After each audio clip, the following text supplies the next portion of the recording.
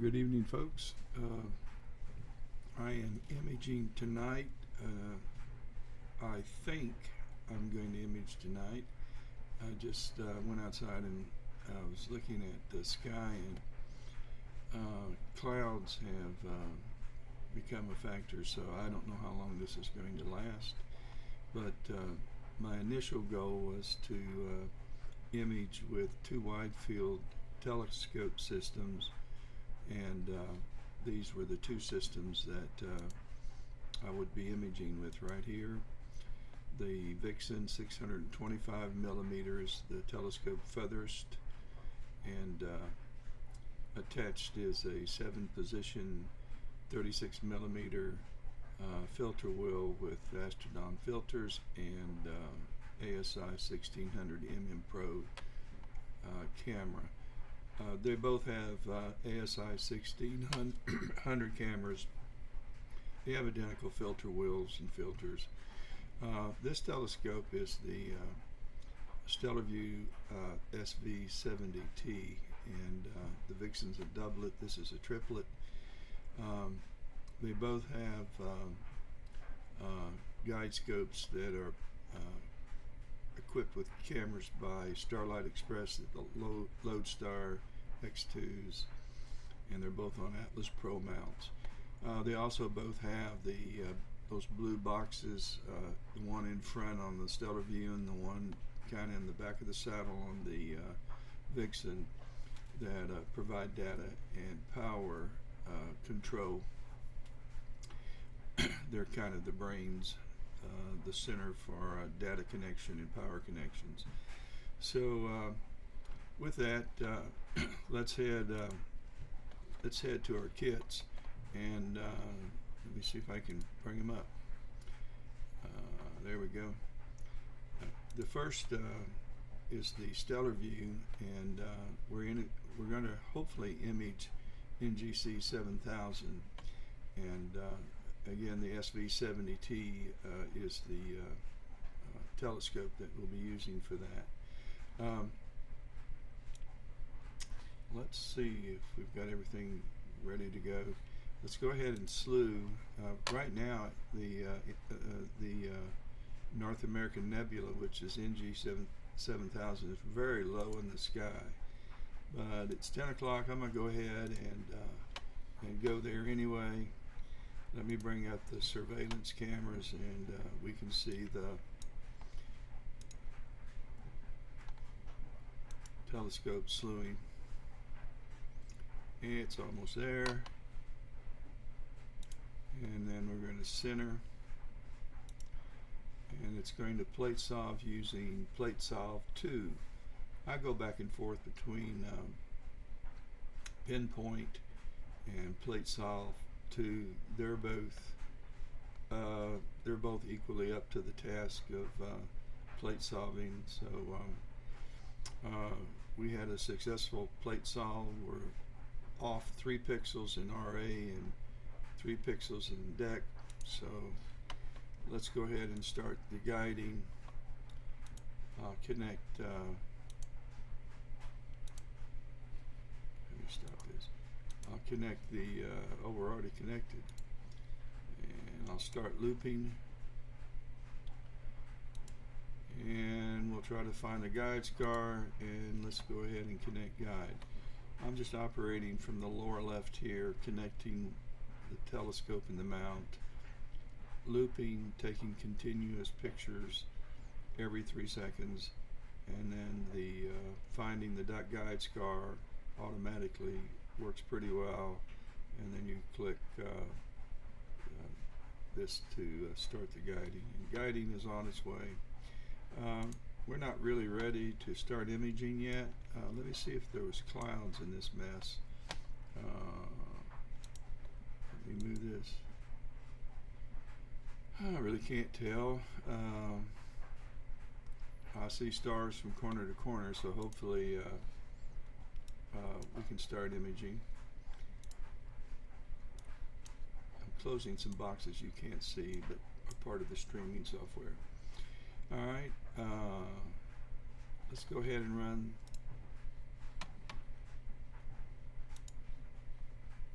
Yes, we want to go ahead. We don't want to. We want to keep our telescopes, our surveillance camera on our telescopes awake. It's trying to go to sleep. It's going to plate solve again. No, it's going to start running the autofocus. It will do another plate solve because during the autofocus it stops guiding, and so when the autofocus is complete, then it'll start guiding back up after it's replate solved and recentered the target. So we're going to go over to the other telescope, and we're going to slew to it, and let's bring up surveillance. And why is it moving? Oh, slew failed to coordinates. It's not permitted. Mount is parked. Okay, let's unpark the mount.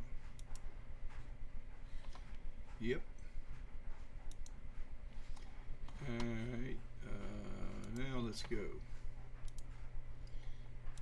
Those little things that slow you down, and let's bring up our surveillance, and here we go.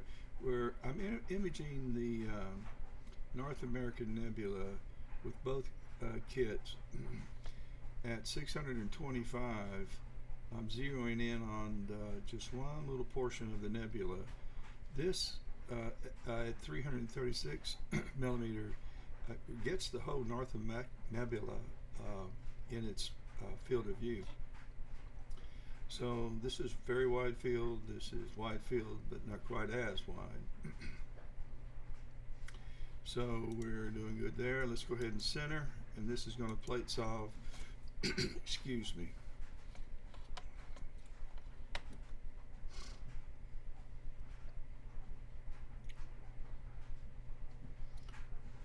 This shouldn't take very long. I think I'm using plate solve 2 on this kit too. Positive. I can tell you in a second. Yeah. When this box comes up, it's already found a match. So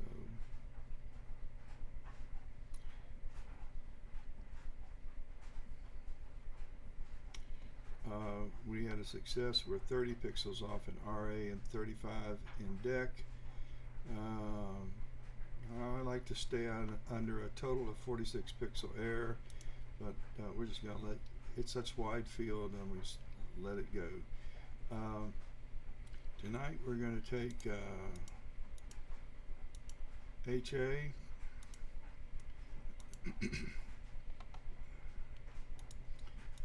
These are going to be 300 seconds, and we'll try to get 20 in. We're going to take 03.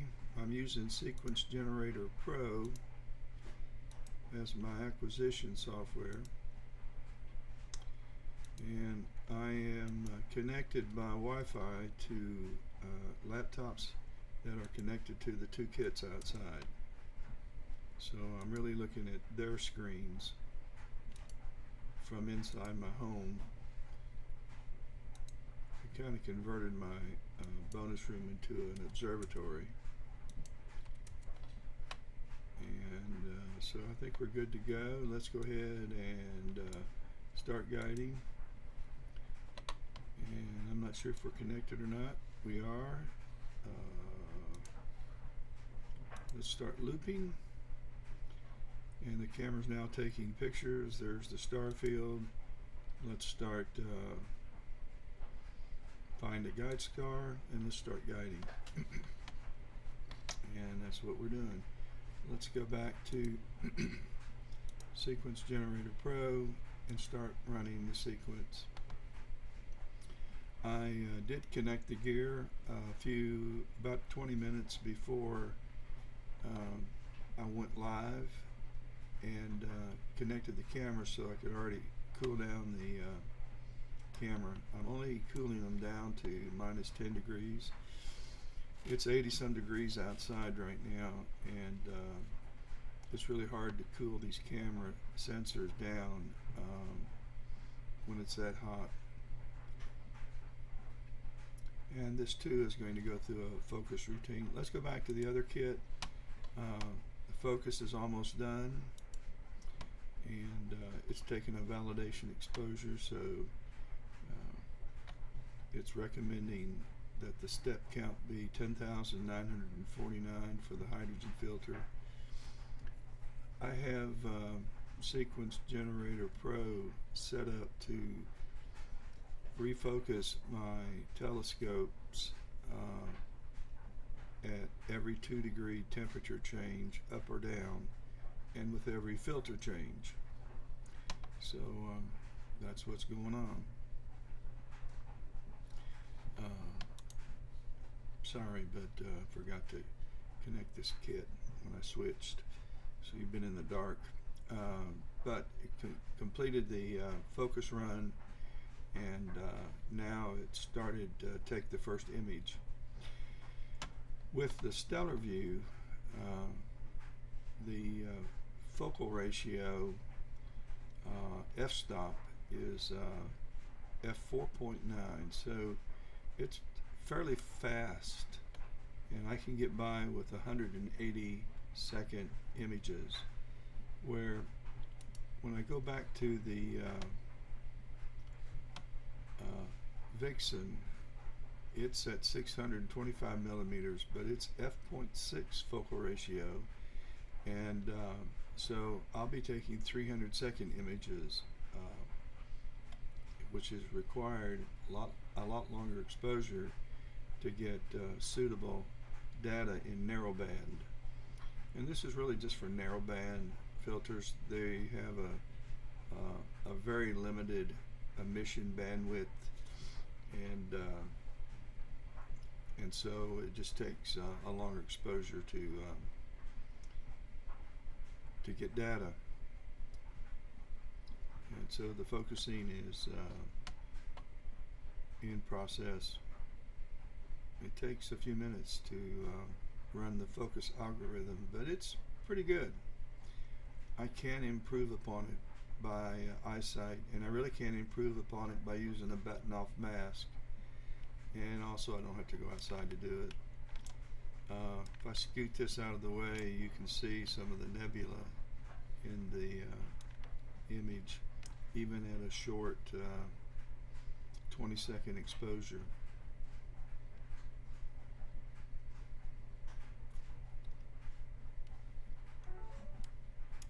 Let's go back and look at the other telescope, and we have 52 seconds left for our first image. I don't think the guiding's going very well. It's at 0.99.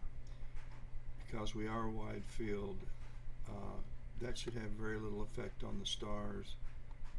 It's not great guiding, but it's just about as good as my mounts can do. Every now and then, in really good seeing conditions, I can get 0.5, 0.6, but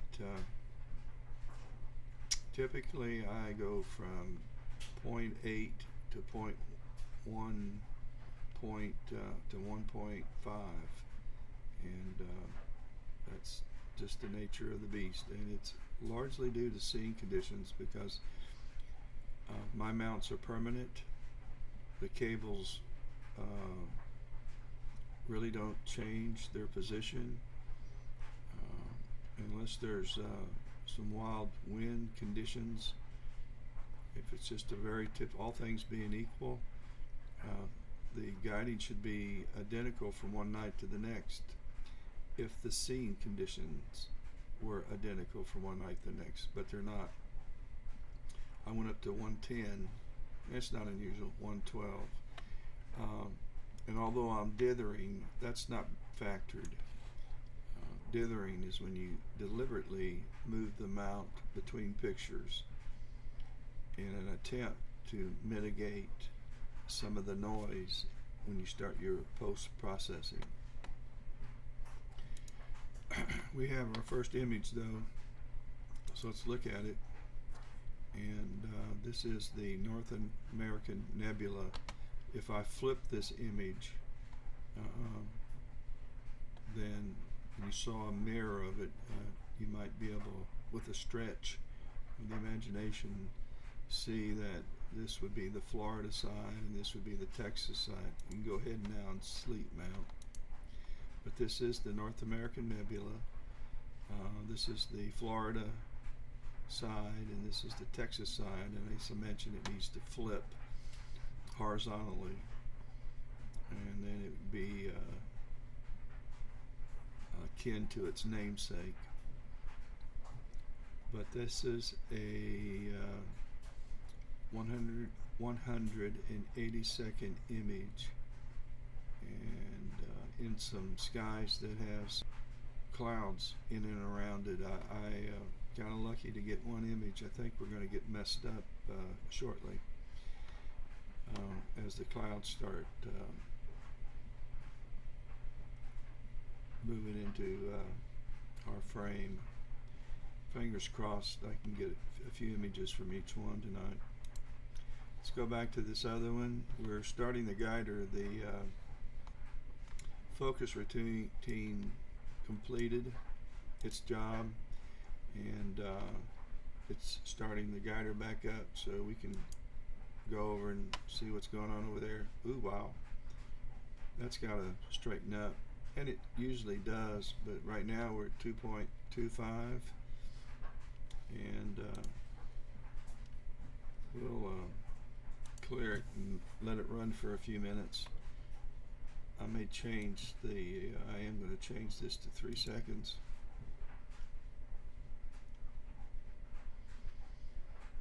Guiding really needs to run for probably 15 or 20 minutes before you start imaging. I have found that once it has a chance to kind of settle down, by the way, here are the clouds. They're coming into my field of view in my guide, so I kind of feared those. Pretty soon you're going to see some star lost when the clouds, there he goes, there's star lost number 1. Well, it's pointless. I'm going to go ahead and stop guiding, and I'm going to have to go over to the other kit too, because I'm having the same thing. Since they're both aimed at the same target, I've got the same problem. So we're going to go ahead and stop guiding. Again, it's pointless. And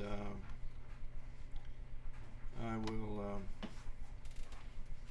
have a need to go ahead and abort this. We're going to pause, but we're going to actually abort and quit because the image is going to be worthless. And with the clouds, we got one image so far. I think it's going to probably be it. But it was a meager attempt. I'm going to look at my guide camera and see if the clouds are still hanging around. Let's go over to the other. Let's start looping again.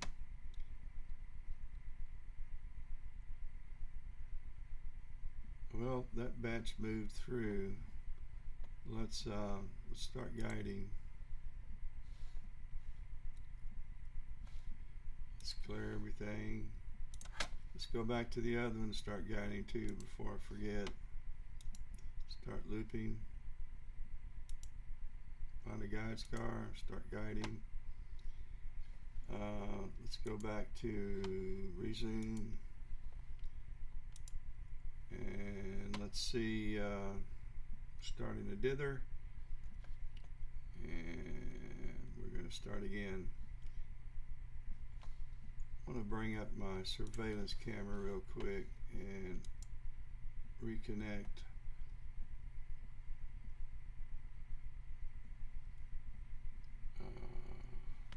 These are trees, not clouds. I'd have to turn off the infrared.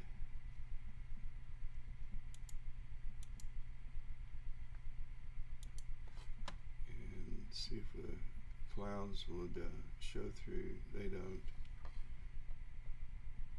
We have a street light in front of our home that lights up our neighbor's house. There we go. That's at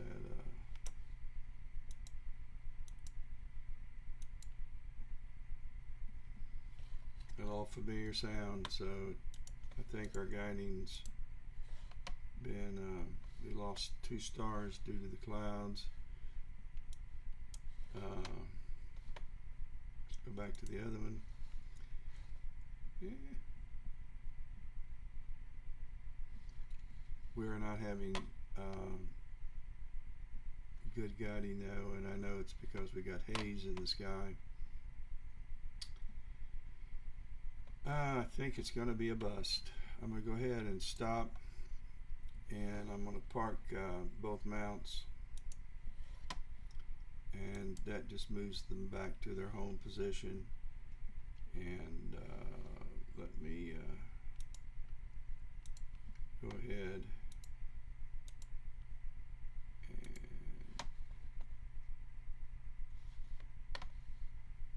pause and abort this one too. It's had 15 seconds left, but it's just pointless.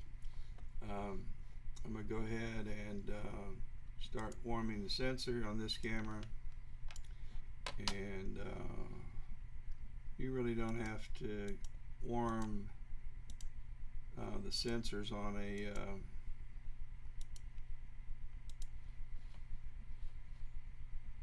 CMOS camera like you do a you should, but you don't have to. If that was my attic CCD camera and I just shut it down, I'd have ice crystals in it. Well, it depends on how much I cooled it, but it would be all full of ice crystals. I'd have to I'd have to cook the desk tablets and put it back in and dry it out for a couple of days before it could be usable. It's an aggravation, but sometimes Sequence Generator Pro will lock up on you, and I thought maybe that might be. Go ahead and disconnect the gear. Okay folks, so I'm going to start disconnecting everything and parking everything, and call this a bust later on tonight. I'll stay with it till about midnight. I'll keep watching the clouds. We're supposed to have some okay skies tonight, and with intermittent areas of heavy clouds, and so I'm going to try to shoot through the clouds at least for the next hour and a half or 2 hours. But have a good rest of the night to you folks, and I guess we'll say goodnight.